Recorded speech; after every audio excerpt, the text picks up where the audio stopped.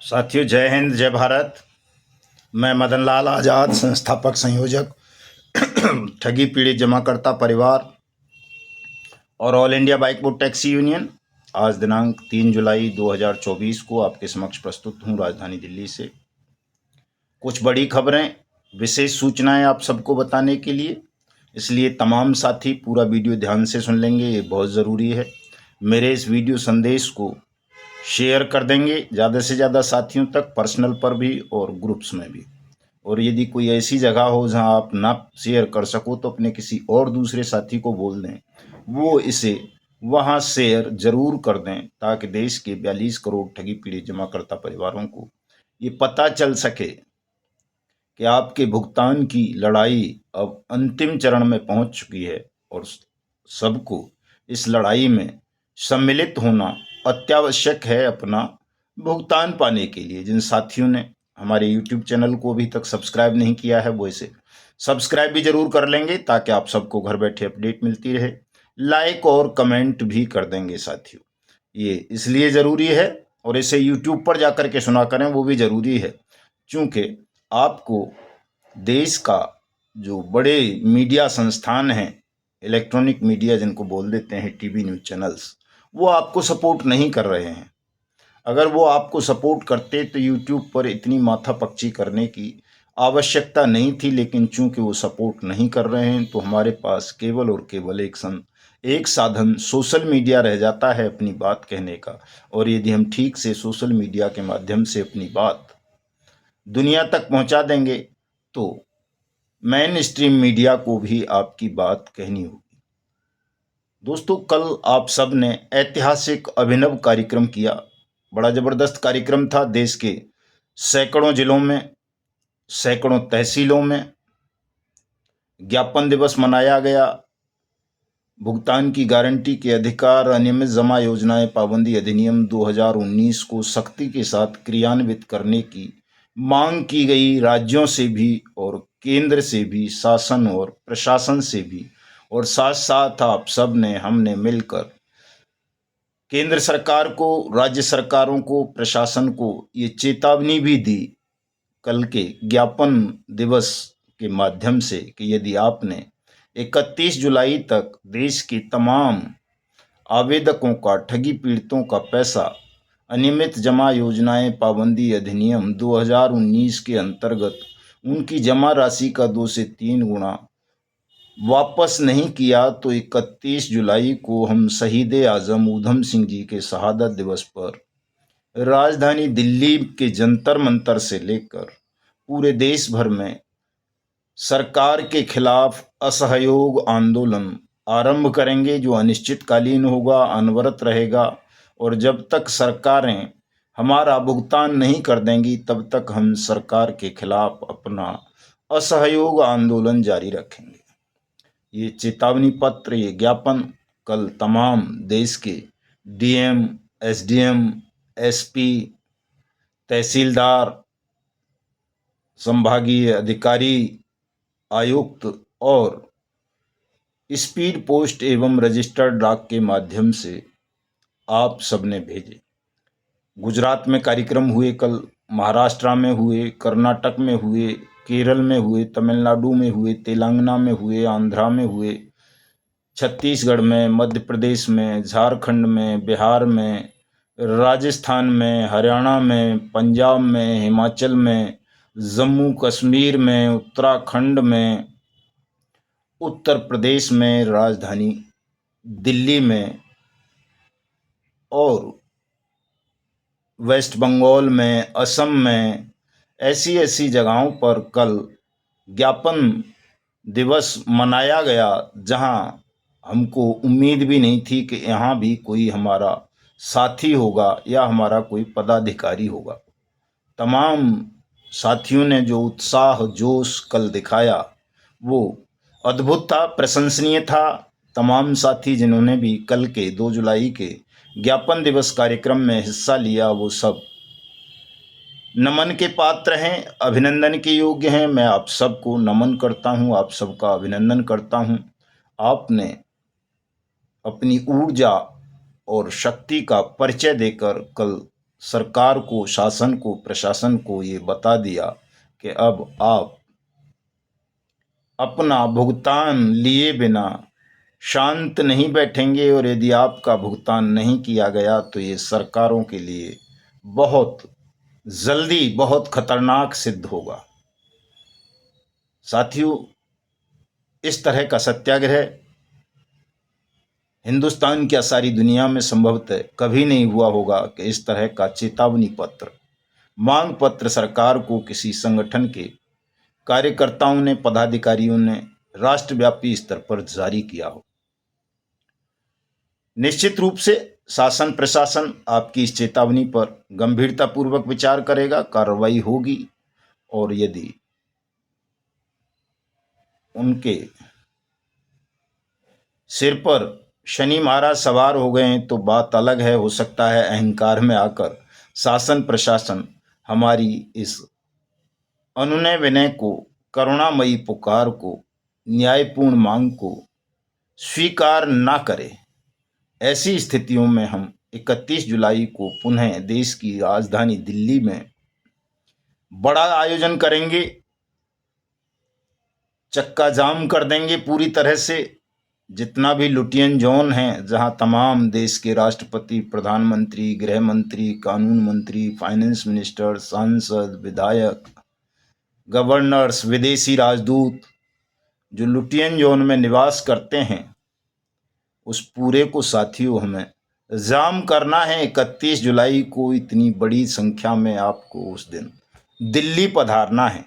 और ये जो हमारा कल का कार्यक्रम था, कल कुछ साथी छूट गए होंगे, नहीं दे पाए होंगे ज्ञापन अपने अपने क्षेत्रों में, या जिला स्तर पर दे दिया होगा हमारे जिला अध्यक्ष साहिबान ने, कुछ तहसीलों में भी तहसील अध्यक्ष साहिबान ने दिया है। लेकिन जिन जिलों की तहसीलों में हमारे तहसील अध्यक्ष नहीं हैं, मैं अपने तमाम जिला अध्यक्षों से, प्रदेश अध्यक्षों से, प्रदेश और जिले के अन्य पदाधिकारियों से अनुरोध करूंगा कि आप जो आपकी तहसीलें रह गई हैं, उन तहसीलों के माध्यम से भी, जो जिले रह गए हैं उन जिलों के माध्यम से, जो राज्य रह गए हैं उन राज्यों के माध्यम से ज्ञापन भिजवाते रहें। चूंकि हमने इसको 1 दिवसीय ना रखकर 15 दिवसीय कर दिया है कि ये ज्ञापन पखवाड़ा रहेगा पूरा। 2 जुलाई से लेकर 16 जुलाई तक आप लगातार राष्ट्रपति को, प्रधानमंत्री को, नेता प्रतिपक्ष लोकसभा राहुल गांधी को, और अपने अपने राज्यों के चीफ मिनिस्टर्स व अपने जिलाधिकारी और संभागीय आयुक्त और चीफ सेक्रेटरी वगैरह को ये ज्ञापन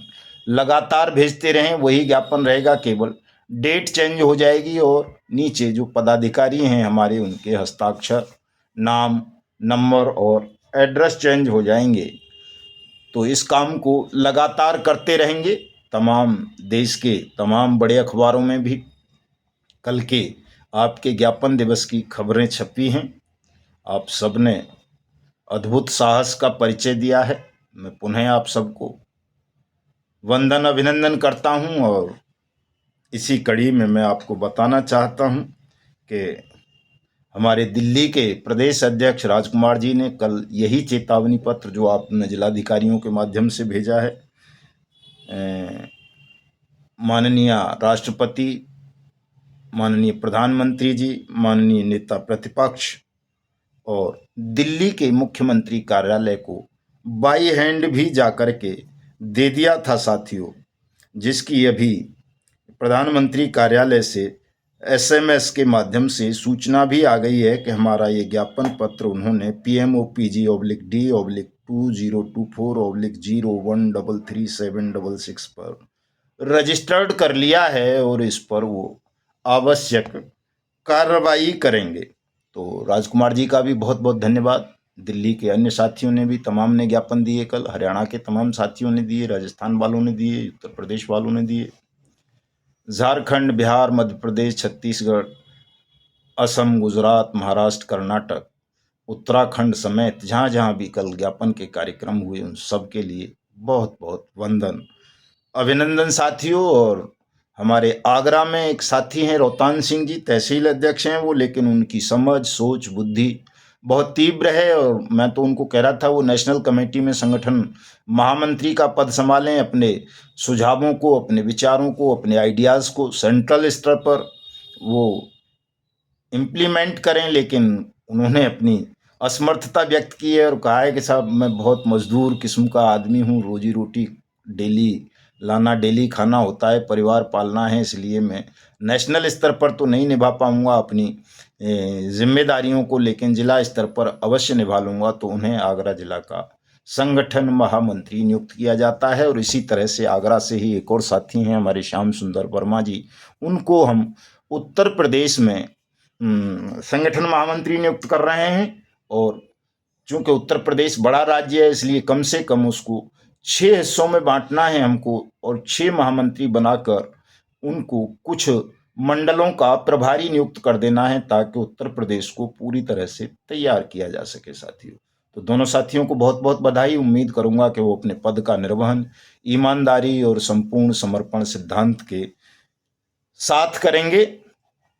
और इसके अलावा साथियों, एक बड़ी खबर, सनसनीखेज खबर ये भी है कि आज देश की सबसे बड़ी ठग कंपनी या कहें ठग कंपनी समूह सहारा इंडिया परिवार के हेडक्वार्टर लखनऊ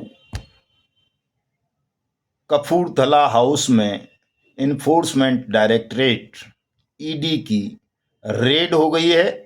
जो कलकत्ता की ब्रांच है ईडी की वो और लखनऊ की ब्रांच दोनों मिलकर संयुक्त छापामारी कर रही हैं चीटिंग के ई मैटर्स में।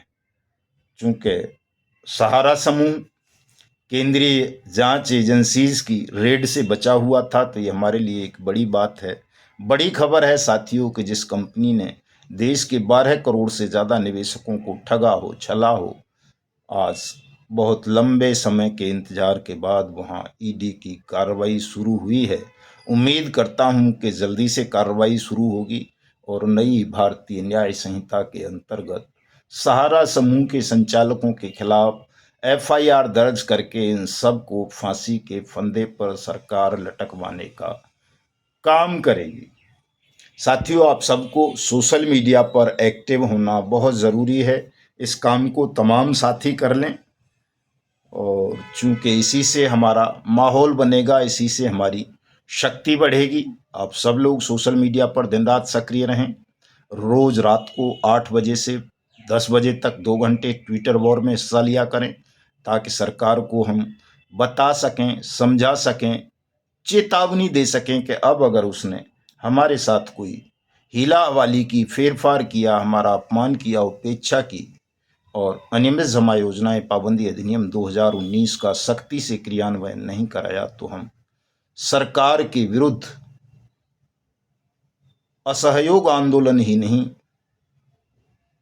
बहिष्कार आंदोलन भी शुरू कर देंगे और शासकों को शासन चलाना दूभर कर देंगे। तो साथियों, तमाम साथी सोशल मीडिया पर, यूट्यूब पर सक्रिय रहें, जबरदस्त ढंग से सक्रिय रहें, चूंकि समय अच्छा आ गया है, अवसर अच्छा है।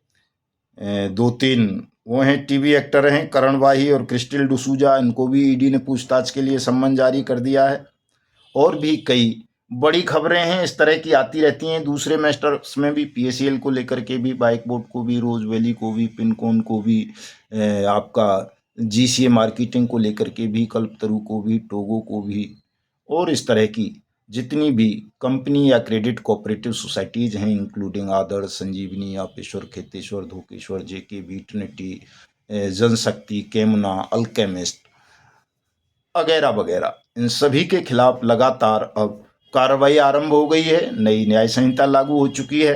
कल से उस पर हम काम शुरू कर देंगे। चूँकि कल पूरे दिन उसमें बिजी रहे, थोड़ा वो एक व्यथित करने वाला भी बड़ा भयावह कांड हो गया था हाथरस का, जिस पर मैंने कल आपको बताया था कि हाथरस में अब आज जो सूचना मिल रही है, लगभग 121 निर्दोष मासूम लोगों की मौत हो गई कल के उस सत्संग वाले हादसे में साथियों।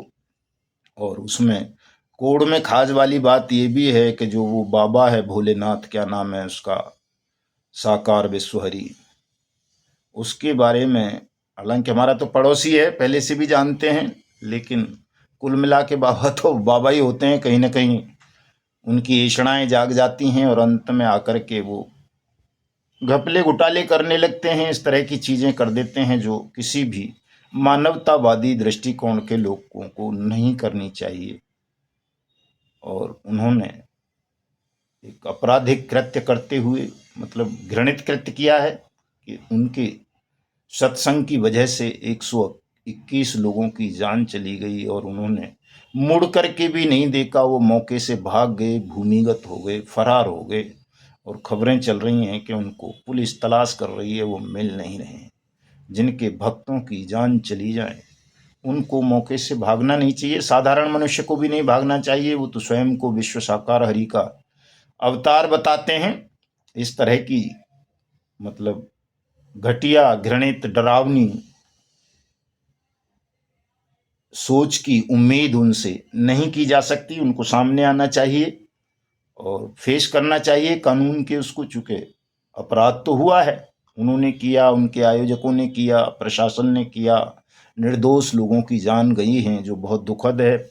कितने ही परिवार रो रहे हैं, बिलख रहे हैं, अपूर्णीय क्षति हुई है। हालांकि सरकार ने मुआवजे की घोषणाएं कर दी हैं, पता नहीं क्या क्या किया है, लेकिन कुल मिलाकर पैसे से मनुष्य का जीवन नहीं खरीदा जा सकता। साथियों, मैं अपने तमाम साथियों से भी अनुरोध करना चाहूँगा इस प्रकरण के मद्देनज़र रखते हुए कि इस तरह की मूर्खतापूर्ण हरकतें ना किया करें। आजकल एक ट्रेंड चल रहा है, मैं देख रहा हूँ कई वर्षों से, पिछले से, कि कोई गधे से गधा, मूर्ख से मूर्ख, जिसे ढंग से न हिंदी आती है, न अंग्रेजी आती है, न संस्कृत आती है, न कोई क्षेत्रीय भाषा आती है, वो भी अपने आप को सनातनी धर्माचार्य घोषित कर देता है। सनातन सनातन, हिंदू हिंदू, इस्लाम इस्लाम चीखने लगता है। तो इस्लाम के मानने वाले इस्लाम वाले के पीछे भीड़ जुटाने लगते हैं, सनातन को मानने वाले सनातन वाले मूर्खों के पीछे इकट्ठे हो जाते हैं। जो सही बात यह है कि वो सनातन का कै खे घे भी नहीं जानते हैं, केवल आपकी भावनाओं का, परंपराओं का दोहन करते हैं। साथियों, ये ठग किस्म के लोग होते हैं, इनके बहकावे में मत आया करो। कोई आध्यात्मिक ऊर्जा इनके पास नहीं होती है। गुरु शब्द अगर अपने नाम के पहले कोई व्यक्ति लगाने लगे तो मैं समझता हूं उससे बड़ा आपराधिक पापी कोई नहीं है साथियों। क्योंकि गुरु तो केवल और केवल परमात्मा होते हैं। कोई शरीरधारी किसी का गुरु नहीं हो सकता। इसलिए किसी गुरु के पास कभी मत जाओ। आध्यात्मिक ऊर्जा प्राप्त करने, मन की शांति पाने के लिए, चूंकि गुरु नामधारी प्रत्येक व्यक्ति या तो ठग होगा या पेट पालक होगा, ये तय है साथियों। आप देख रहे हो, कितने सालों से आप देख रहे हो कि किस तरह से गुरु नामधारी ठग अपने ही भक्तों का, अपने ही अनुयायियों का शोषण कर लेते हैं। और जब उनके साथ इस तरह के गंभीर हादसे हो जाते हैं तो वो मुड़ करके भी नहीं देखते। तो ऐसे भयभीत, डरपोक गुरु नामधारी ठगों से अपने आप को, अपने परिवारों को बचाओ। ये जो सनातन के नाम पर, ईश्वर के नाम पर, धर्म के नाम पर, अल्लाह के नाम पर, प्रभु के नाम पर, गॉड के नाम पर आपको ठगा जा रहा है, छला जा रहा है, इसको, खेल को समझो साथियों। इससे दूर रहो। जो परम शक्ति ईश्वर कण कण में व्याप्त है, प्रत्येक जीव के अंदर बसा हुआ है, उसे आप किसी आश्रम में, मंदिर में, मस्जिद में, गुरुद्वारे में, चर्च में जाकर के तलाशोगे तो वो वहां नहीं मिलेगा। वो तो आपके अंदर ही बैठा हुआ है। उसे अपने अंदर देख लो, घर में देख लो, घर से बाहर निकल करके देख लो, कहीं भी दिख जाता है। अंधे, काने, लंगड़े, लूले, बहरे, कोढ़ी, कलंकी, जीव जंतु, कीड़े मकोड़े, सबके लिए साक्षात है वो परम शक्ति, परमात्मा, परमेश्वर, ईश्वर, अल्लाह, प्रभु, खुदा, गॉड, रब, जिसे आप जिस भी नाम से पुकारो, जिस भी तरह से समझते हैं, वो किसी गुरु के आश्रित नहीं है कि कोई गुरु बताए आपको। गुरु तो निश्चित रूप से आपको गलत राह बताएगा, ठगने का काम बताएगा। मैं आपसे भी सबसे अनुरोध करूंगा कि मुझे भी कई साथी गुरु कहने लगे हैं दोस्तों। मैं तो इस शब्द से ही बहुत दूर हूँ, परे हूँ, और मुझे तो उन लोगों से सख्त नफरत है जो अपने नाम के आगे गुरु लगाते हैं या लगवाते हैं लोगों से, या पैर छुपवाते हैं। मेरे साथ भी आप लोग कई जगह ऐसा करते हैं, कई साथी मुझे भी गुरु कहते हैं। मत कहा करो गुरु, मेरी नज़रों में ठग होते हैं, मुझे ठग मत बनाओ आप लोग। मैं ठग नहीं हूँ, मैं आपका सच्चा सिपाही हूँ, साथी हूँ, भाई हूँ, जो भी आप समझें, लेकिन गुरु ना समझें मुझे, चूंकि मैं गुरु नहीं हूँ। मैं आपके वैभव के लिए, कल्याण के लिए कोई प्रवचन नहीं कर रहा केवल, मैं उसके लिए बाकायदा सड़कों पर संघर्ष कर रहा हूँ, लड़ रहा हूँ वैधानिक तरीके से। मैं आपको कोई आध्यात्मिक ज्ञान नहीं देता, बल्कि मैं तो आपको दुनियादारी का ज्ञान दे रहा हूँ, कानून का ज्ञान दे रहा हूँ। इसलिए कोई भी साथी, मैं अनुरोध करूंगा विनम्र रूप से हाथ जोड़ करके कि मुझे गुरु कहकर संबोधित ना किया करें, और मैं कहीं जाता आता हूं तो मेरे चरण स्पर्श भी ना किया करें, गले मिल लिया करें, हाथ मिला लिया करें। सामान्य नागरिक की तरह, सामान्य साथी की तरह कोई विशिष्ट दर्जा देने की आवश्यकता नहीं है। केवल आप मेरी बातों को मान लिया करें, वो भी वो बातें जो सत्य हों, जिनमें आपका और आपके परिवार का कल्याण निहित हो। फालतू की बातों को, मेरी को भी नहीं मानना है साथियों। और मैंने बता दिया है आपको कि जो इन गुरुओं ने जो ठगी का धंधा फैलाया है, किसी ने गुरु बनकर, किसी ने पीर बनकर जो देश के लोगों को अपना भक्त बनाया है, मुरीद बनाया है, ये ठगी की पहली सीढ़ी है साथियों, ठगी की बुनियाद है। और इस बुनियाद पर प्रहार करने का अवसर आ गया है, समय आ गया है। इससे दूरी बनाओ तमाम लोग आप, और सबसे पहले आप अपनी मेहनत से प्राप्त पूंजी को, जो डूब गई है, फंस गई है हजारों नहीं लाखों कंपनीज में, और कानून बनने के बाद भी वो आपको नहीं मिल रही है, तो उसके लिए लड़ाई लड़ो और अपने संगठन का, अपनी बुद्धि का विकास करो। आज मुझे रात को लाइव होना था फेसबुक पर आप सबके साथ चर्चा करने के लिए, लेकिन मन उतना ठीक नहीं है, काफ़ी खिन्न है, क्रुद्ध है, तो आज भी मैं लाइव नहीं रहूँगा फेसबुक पर।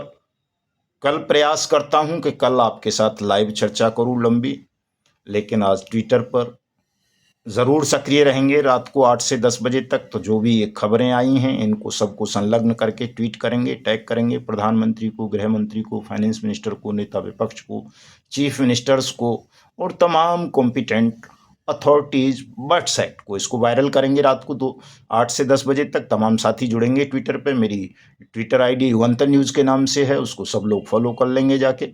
फेसबुक आईडी मदन लाल आज़ाद को भी फॉलो कर लेंगे तमाम साथी। और संगठन का विस्तार भी करें साथियों, चूंकि एक बड़ी धनराशि की और विशाल जनसमूह की आवश्यकता हमको इस लड़ाई को जीतने के लिए है। चूंकि ये लड़ाई उतनी सरल नहीं है जितनी सरल हमें ऊपर से दिखती है, लेकिन आप सब ने इस लड़ाई को बहुत सरल सा ही अब बना दिया है, और हम अंतिम मोर्चे पर खड़े हो गए हैं इस युद्ध को जीतने का, तो जीतने के पर। तो इसलिए अब आपके पास जो कुछ भी बची खुची शक्ति है, उसका संकलन करें और पूरी शक्ति के साथ इस धर्म युद्ध में टूट पड़ें। चूंकि हिंदुस्तान को ठगमुक्त, बेईमान रहित राष्ट्र राज्य के रूप में भी हमें स्थापित करना है, और इसकी बुनियाद आप सबका भुगतान से शुरू होगी। इसलिए जल्दी से जल्दी अपने भुगतान की इस लड़ाई में तमाम साथी सम्मिलित हो जाएं। जय हिंद, जय भारत साथियों।